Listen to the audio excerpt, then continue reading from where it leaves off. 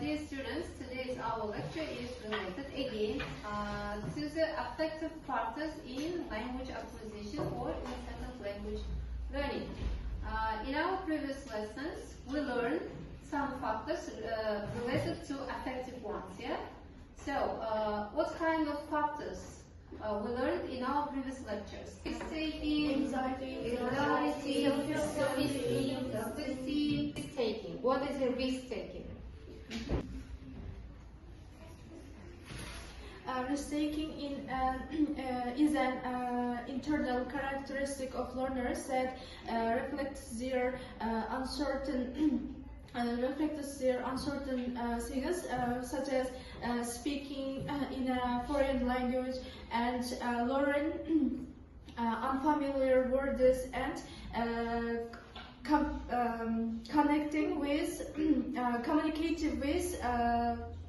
group speaking with others. And what about anxiety? Anxiety means worry, nervousness, or fear about something that may happen in the future. Thank you. So the next one. Inhibition is when you speak, and inhibition that something you stop to answer and speak. For example, because of the shyness and fear. The last one was which one? Self-esteem. Self-esteem, yeah? Okay, who wants to speak about the self-esteem? So this one is divided into three types, yeah? Let's say parts. The first one, learned, not innate. It means that attitude is learned. Self-esteem is how a person thinks and feels about themselves. It shows how much you value and believe in yourself. Okay, thank you. Okay, today's our topic is attitude and motivation in second language acquisition, and we are going to learn what is the role of attitude and motivation in foreign language learning. So, as you see, here are given the aims and the objectives of today's our lecture. The primary aim is to analyze how affective factors, specifically attitude and motivation, operate as a central engine driving success in second language acquisition. The first one, we're going to define the mixed two factors, and we will move to the application these principles to the pedagogic strategies.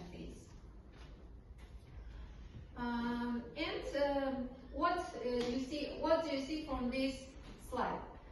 Here is core formula is cognitive ability plus affective factors, and the result is second language acquisition success. Yeah, what does it mean? We can understand from this slide is modern linguistics confirms that cognitive ability alone cannot ensure language learning success. Only with the knowledge, for example, there won't be any success. Yeah. And here is, as you see, given us the kind of solution, yeah? Emotional and psychological dimensions, yeah, your attitude. What you think is true. For example, English is useful or English is difficult. It is your belief. So these ones are your beliefs, yeah, that you think. Object or situation here, for example, specifically attitude and specifically affective factors like attitude and motivation significantly determine learning outcomes. And attitude and motivation act as a central variables.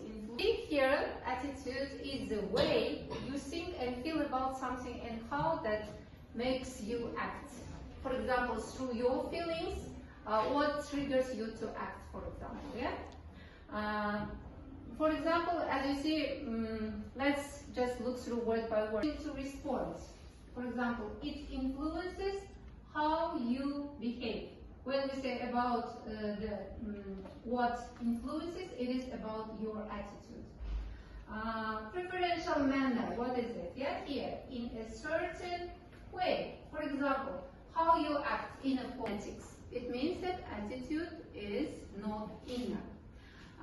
Relatively stable. Function as a psychological foundation. though it remains changeable.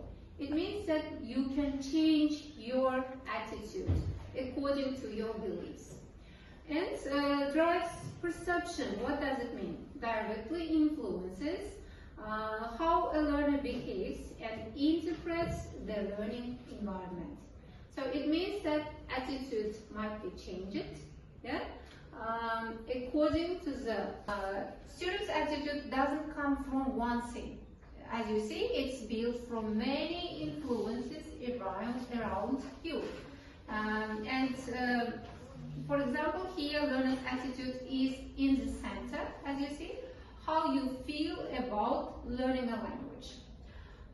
What influences your attitude? The first one is family or communication. For example, they can support you at home, yeah, encouragement or pressure. Your family says, for example, English is important. Then your attitude will be positive, yeah. Their opinion. The next one is here. What? Peer influence. What does it mean? Peer influence. Peer influence means It's supportive. If the atmosphere in the classroom is friendly or not, for example, yeah. Traditions, for example, yeah. How your society views the language. For example, if English is seen as modern and useful, then your attitude will be better. The next one is media exposure. What do you think about this one? For example, movies, yeah? You want to watch films in English, for example, yeah? Music, for example, you find out 10 friends like chatting in English, for example, yeah? Online platforms. Yes, online platforms, learning online, for example, yeah, in English. So this is about the media exposure. What about personal experience? The next one. Personal experience. Here it means about your own success or failure. Is it okay? For example, if you succeed, confidence grows, for example, yeah? If you fail, what else? Attitude is also influenced by age, intelligence, social background, and past experience, yeah? Okay, and now let's move to the next one. The role of attitude shows into the different parts, yeah? The one is what? Goes up, and the next one goes down. Role of attitude in the classroom. For example, language, teacher, and environment, yeah? As we have highlighted in our previous slide. Positive attitude, then there might be higher engagement and resilience, yeah? And of course, the outcome is here, high performance or success, yeah?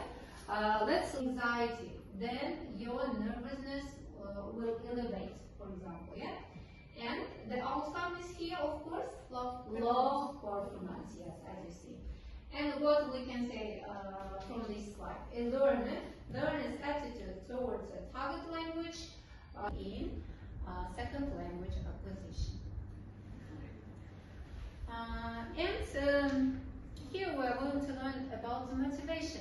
What is motivation? Motivation means the reason and energy that make the student want to learn. So this is motivation. It refers to the effort, desire, and satisfaction, yeah, involved in learning a language. Includes willingness to invest effort, persist. Types of motivation. As you see, there are different types of motivation, yeah? Interpretive motivation and instrumental motivation. The goal of interpretive motivation is communicate with native speakers. For example, connect with culture. So when we communicate with native speakers, it means connecting with the culture or that speakers, yeah? For example, interpretive motivation is long-term or lifelong, for example, yeah? You learn the language, for example, for long term to communicate, for example, yeah. But instrumental motivation is often short term. Why? What do you think? Why? About the cramming. Yes, Yeah? I was answer it. This is cramming. So we only study for the past exams, and after the exams, we're likely to forget them. You like to forget the learned language, for example, yeah? Not knowledge, let's say, yeah? Or, for example, yeah? Better pronunciation and broader competence. And here is we can say about the communicative competence, yeah? And for the instrumental motivation, highly goal-oriented but limited to the specific target. For example, till for the taking exams only, for example, yeah? Then you can forget the knowledge, the given knowledge. Yeah? I like English culture, for example, yeah? Or my teacher is kind, let's say, yeah? Learning English is useful, for example, yeah? And what about motivation? What about motivation? So this one is the energy, yeah? Energy or vision that makes, yeah, what is intelligence. So success in language learning does not come only from the intelligence. It also depends on attitude and motivation working what? Together. Working together, yeah? Attitude and motivation. The first one, forced attitude. What does it mean? Here we can help students feel positive about learning. This means teachers should create a classroom where students feel safe, for example, yeah? What else? Respected and interested. And also what? Comfortable in the classroom, yeah? Creative, supportive atmosphere. For example, yeah, questions like, why are students learning English? For example, yeah. What else?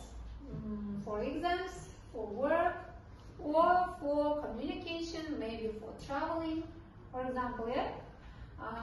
And when students see a purpose, motivation becomes strong. Improve your motivation, for example, or your motivation is tailored, for example, yeah.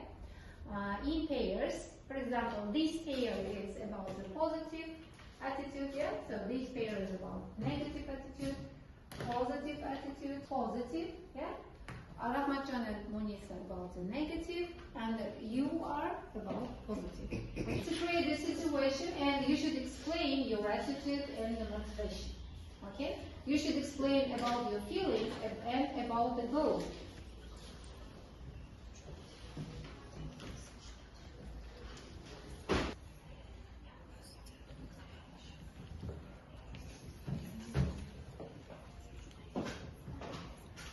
There is no point in trying again. This is a negative attitude because the person focuses only past failures and loses only motivation. Very good. Thank you. There are several interconnected factors which can cause negative attitudes. For example, students can feel resistant, unmotivated, and it can cause, for example, when the students have a past negative experience or a fear of making mistakes, he or she have a negative attitude toward learning. Despite it, and then he said, I'll study hard and do better next time. In the situation, he failed exam. He didn't pass exam, but never feel hopeless. Instead of doing that, he promised himself to study harder next time and learn from mistakes. And then he can improve and succeed. This shows positive attitude. Very good. As well as your motivation to study English is to get a good mark in the future. Okay, thank you. A student fails an exam and says, I'm just not smart enough, there is no point in trying again, I will probably fail anyway. And this shows a negative attitude, and the person focusing on failure, losing hope, and not believing in improvement. And what is motivation? Who wants to say about the attitude? What is it? Attitude. Motivation is how you act. Yeah, motivation is action. Attitude is feeling. Yes. So, do you have any questions about today's lesson? No questions? Okay, then you are free now. Thank you so much for your active participation.